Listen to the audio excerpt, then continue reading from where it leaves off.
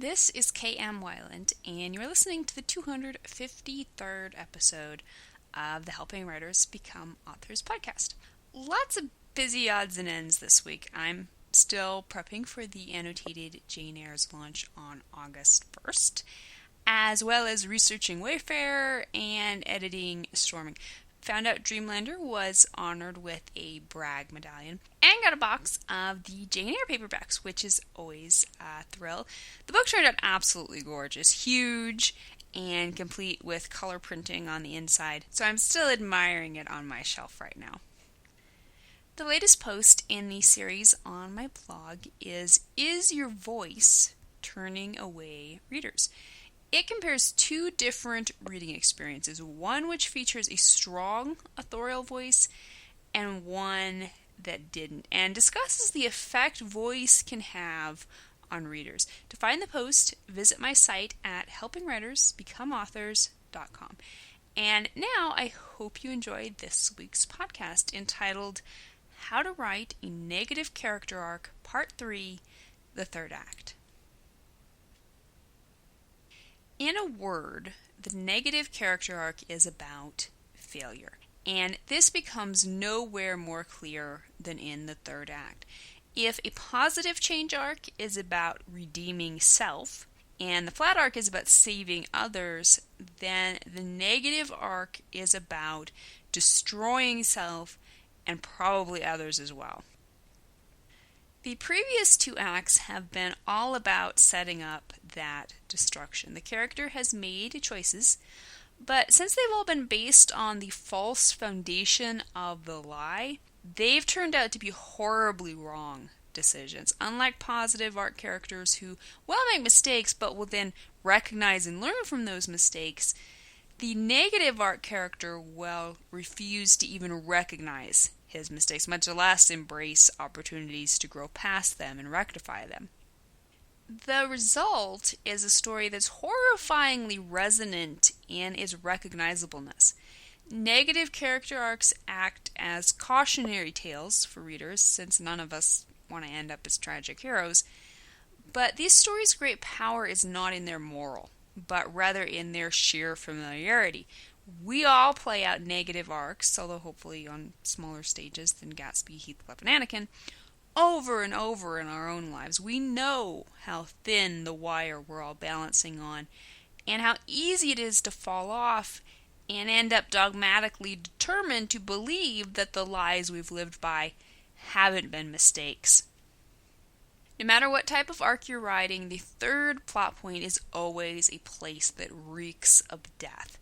The character is brought face to face with his own mortality, either because his own life is threatened literally or by extension, as when, for example, his livelihood or good name is threatened, or because the lives of those he cares about are put under the axe. In positive and flat arcs, the character will face down death, come to terms with its power, re-embrace life, and rise ready to once again do battle. But in a negative character arc, the protagonist will find himself impotent in the face of this horror. The lie he has stubbornly embraced throughout the story now renders him powerless. In essence, he's lacking the one weapon, the truth, necessary to fight and defeat the lie. So his only option is to surrender himself still deeper into the grip of the lie in an effort to convince himself he has chosen the right path. As always, the exception to the rule is the disillusionment arc, in which the character will face and accept the truth, but the truth will be dark and horrifying in itself. Our disillusionment arc example is The Great Gatsby by F. Scott Fitzgerald. The third plot point begins with a showdown between Gatsby and Daisy's husband, Tom, in which Tom reveals to Daisy that Gatsby has earned his money through criminal activities such as bootlegging. Daisy wavers from her decision to run away with Gatsby, and Tom orders Gatsby to drive her home. As Tom, Nick, and Jordan follow in a second car, they encounter a tremendous accident in which they learn Gatsby's yellow roadster hit and killed Tom's mistress Myrtle. Nick is mostly an observer to these dramatic happenings, but they have brought him to a growingly irrevocable disgust for the entire East Egg set and their underhanded dealings with one another. Our fall arc example is Wuthering Heights by Emily Bronte. Heathcliff kidnaps Edgar and Cathy's teenage daughter Catherine and refuses to let her return to her dying father unless she marries Heathcliff's son, Linton. She finally complies and rushes home to her father just in time to watch him die. Heathcliff has achieved his great end, as many tragic protagonists do, by completing his vengeance. He has destroyed Edgar. His enemy is dead, and Heathcliff now holds title to all his property. But his victory has brought him no closer to peace or to his true goal of being with Cathy. Our corruption arc example is Star Wars, episodes 1 through 3, directed by George Lucas. The third plot point in Anakin's arc is the moment that he realizes he cannot allow Mace Windu and the other Jedi Masters to kill the Sith Lord Darth Sidious. His desperate need to protect his wife, no matter the cost, prompts him to save the life of the man who has already killed millions and will kill millions more. More than that, he surrenders himself as an apprentice to the dark side in order to learn Sidious's secrets to life and death. After the breaking point at the third plot point, the tragic hero will rage futilely against death and its power, rather than rising into a personal resurrection. In 45 Master Characters, Victoria Lynn Schmidt writes, "He isn't at all humbled by his experience. In fact, he builds up his own ego trying to prove he's more than a mere human being. He may take risks without thinking and, demand to fight the villain alone. He's like a one-man show who doesn't need anyone or anything. He won't face what the antagonist is showing him about the truth. He won't look inside himself to find out what he really wants out of life." So without the truth, he has no tools with which to cope with this new tragedy.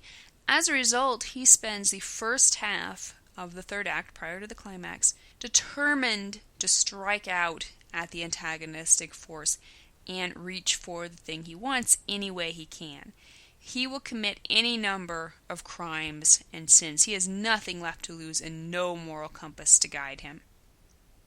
Supporting characters may try to reason with him, but he will now be even less open to their suggestions. He may even turn on people who he was previously willing to accept, despite their differing opinions. He simply has too much invested in his present course. He can't afford to be talked out of it, even at the cost of alienating those he would previously have fought and died for. The end is entirely outweighing the means it costs to achieve it. In The Great Gatsby, after refusing to go with Jordan into the Buchanan's house, in essence refusing to join their corrupt lifestyle, Nick encounters Gatsby and learns the truth of the drive-by accident. Gatsby wasn't driving at all, Daisy was. Fearing Tom may harm Daisy, Gatsby insists on taking the blame for the accident and remains outside the Buchanan's house all night. By now, the dark truth has dawned for Nick. He knows all too well that Tom and Daisy are one of a kind.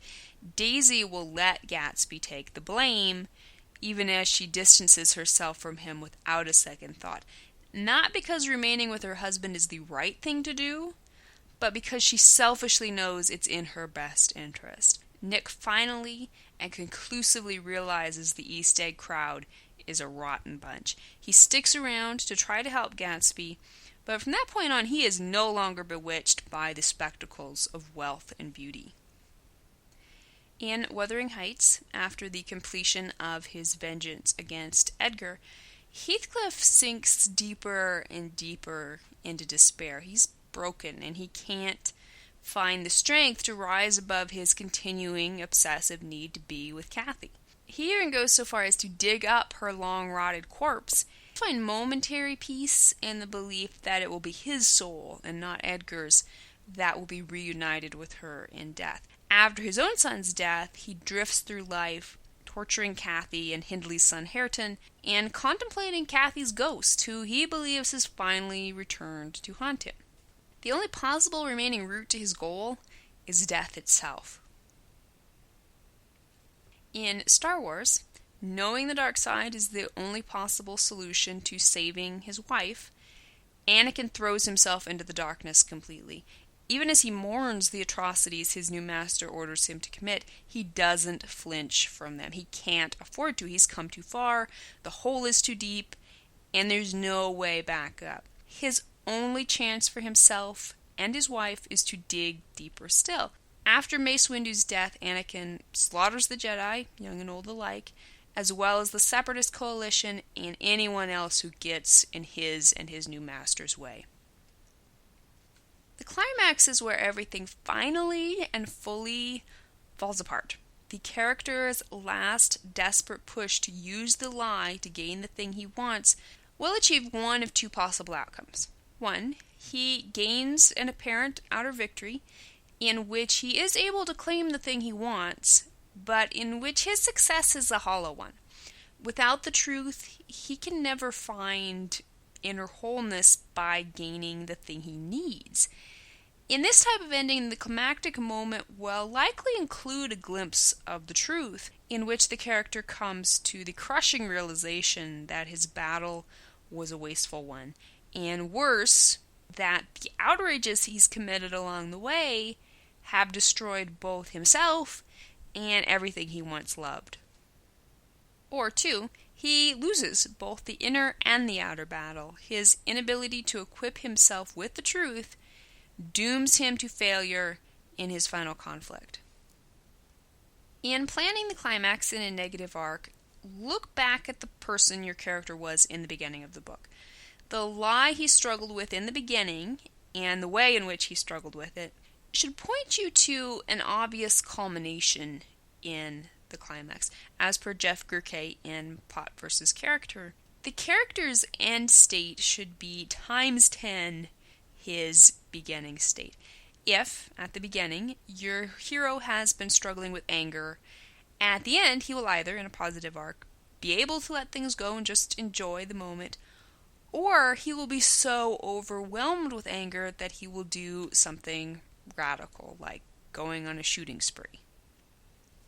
In The Great Gatsby, Nick's disillusionment is complete when Gatsby is murdered by Myrtle's husband, who believed Gatsby was responsible for her death, and who then kills himself.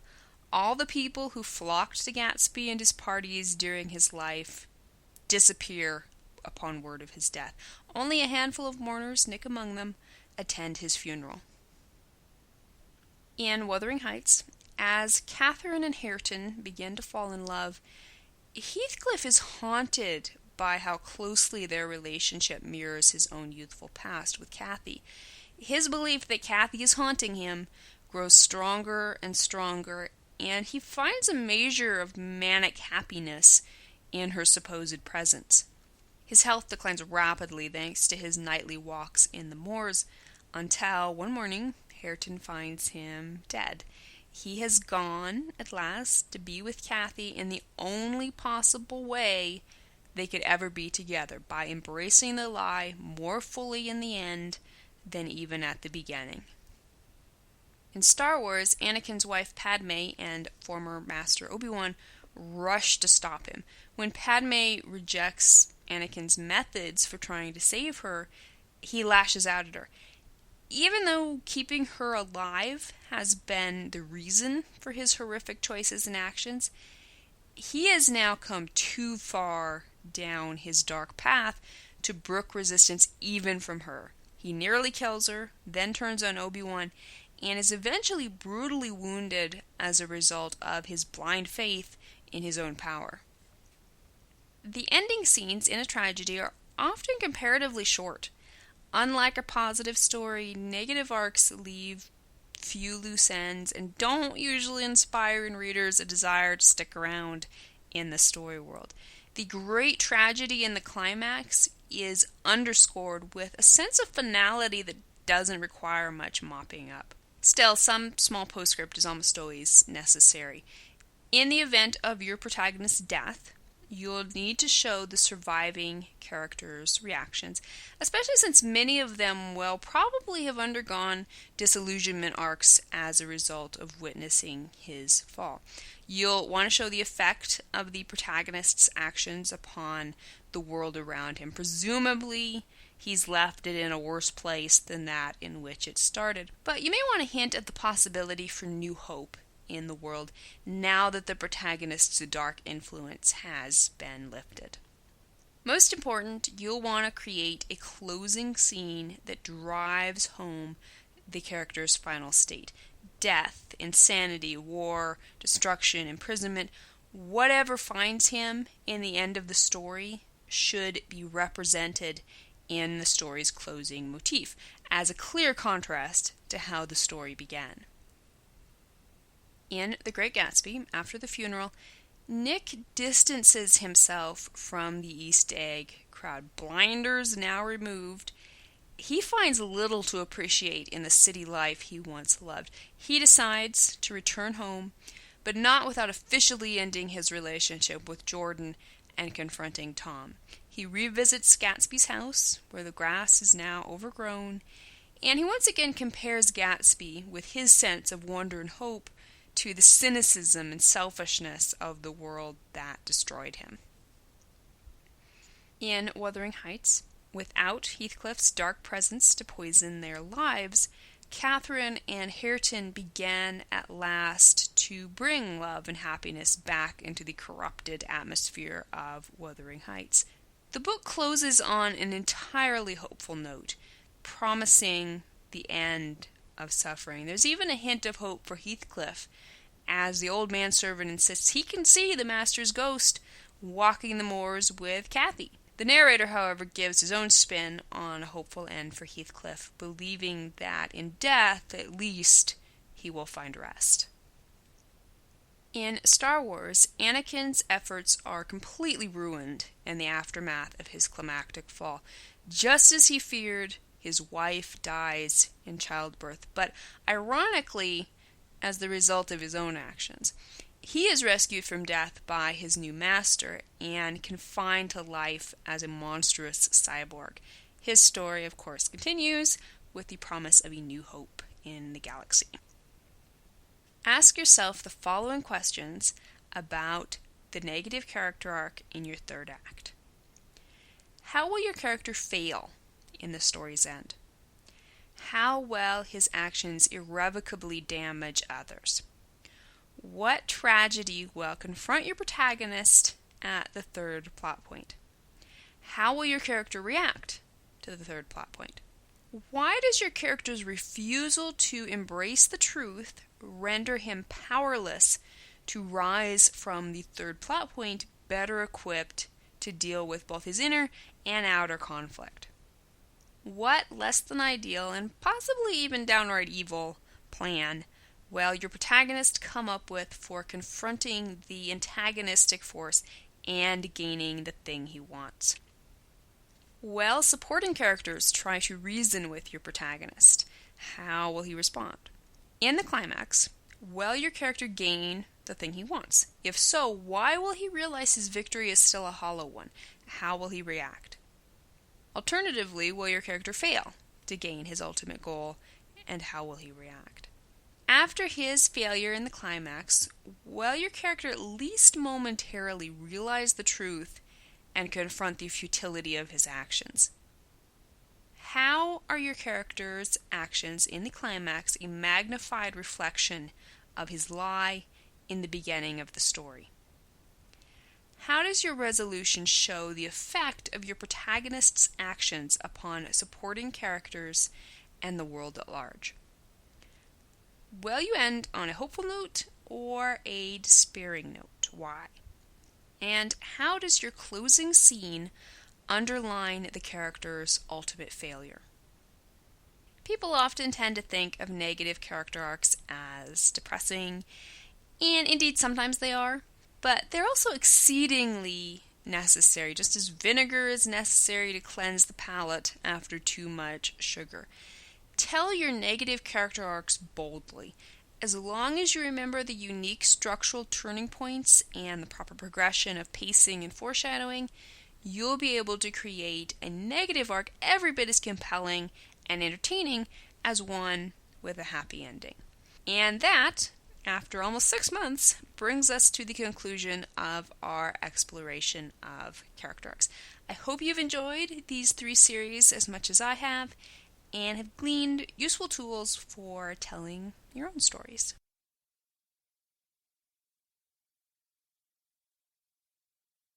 Thank you for listening to the Wordplay Podcast. To read a transcript of this episode, you can visit my website at helpingwritersbecomeauthors.com. And be sure to check back again next week.